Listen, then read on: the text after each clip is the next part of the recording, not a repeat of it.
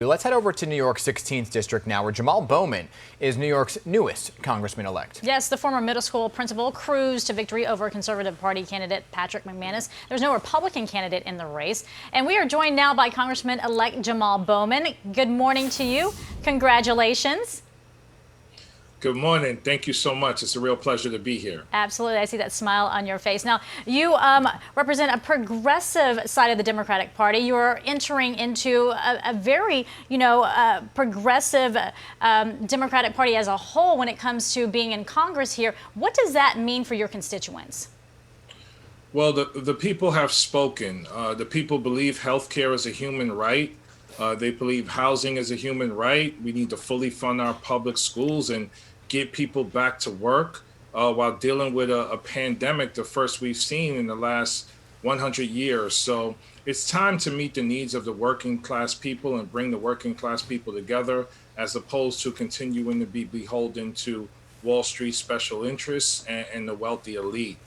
So we won our primary by 16 points, which was a huge margin against a 31-year incumbent. Yeah. And we're very thankful and humbled and fortunate to win the general election as well, pretty handily. Yeah, that incumbent you're speaking of is Eliot Engel. Had 16 terms in your district. You're now the first black man to have this position in this specific district. And I want to talk to you. I posed this question to Richie Torres this morning, Nicole Maliotakis, and I want to give you a chance to respond to. We know the House right now is controlled as it stands by the Democrats, but how do you plan when you get to Congress to reach across the aisle, work with the GOP side, and really bring back some bipartisanship? Do you see that happening?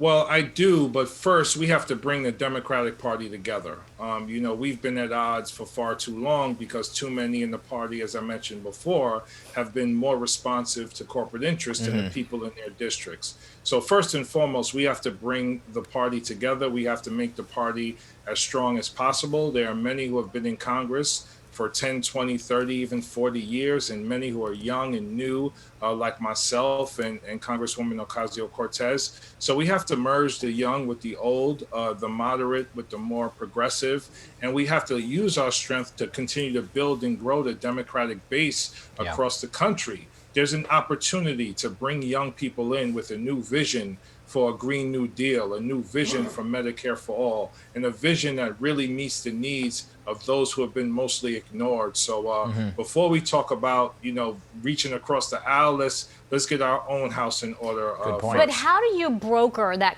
cooperation within your own party? Because we heard Alexandria Ocasio-Cortez say she welcomes this new progressive era within the party, but at the same time you're saying we've got to find some common ground here, because you're right, there is a bit of a battle within. So are you going to use some of those skills, as a principal and working with children? A lot of times we kind of correlate, folks on Capitol Hill. It's like people fighting. It's like kids fighting, because we've seen the arguments. We've seen the grandstanding. Are you going to use some of those skills to try to help make amends and bring this together?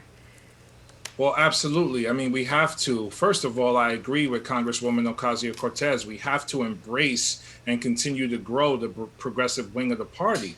But our seniors, those who have been in Congress much longer, who tend to be more moderate, need to lean into the energy that's coming from the progressive wing of the party. Leverage our energy and our enthusiasm and our vision with your wisdom and experience to make the party as strong as it possibly can be. It's not one or the other. It has to be both and. We can walk and chew gum at the same time. And the stronger we make our party, the less likely we are to have someone like Donald Trump get to the White House again in the future. Jamaal Bowman, thank you for joining us this morning. Congratulations to you. And a lot of people were saying, well, there was no Republican on the ballot, but it was no easy feat, by the way, to take down a 16-term incumbent. A lot of people in that district, in the 16th district, obviously wanted change, and you are that change they see. So congratulations to you and good luck.